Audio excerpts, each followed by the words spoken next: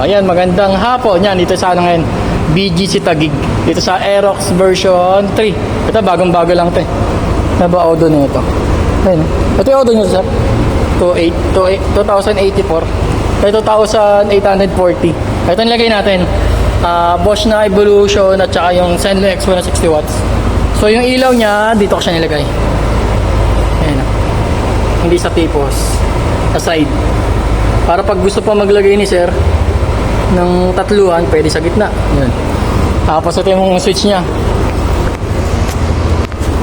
Baba natin.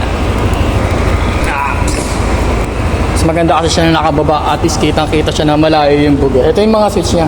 Sa standard, ganito gawa ko. Passing light, nandito. Then ito yung sa MDL. Ito yung low. O, diba?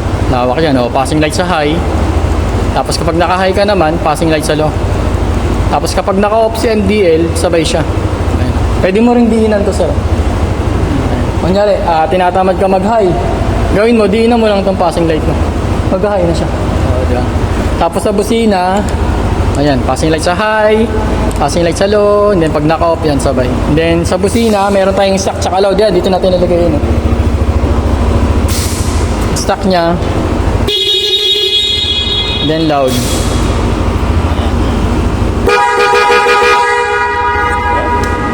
Ang lakas yun. Ayan, pag in-on siya, kunyari bubusina ka. Ayan, hindi siya naka-start. Ayan, wala siyang kurap. Mapa-loud, mapa-stock. Hindi siya nakakurap. Diba?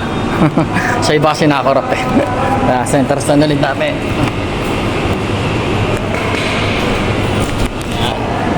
Pakita lang natin yung ilaw. Pakita ko lang sa ritsura niya. Ayan, yan siya, pag-low. Ito naman yung high niya, dilaw. Diba? Ganda.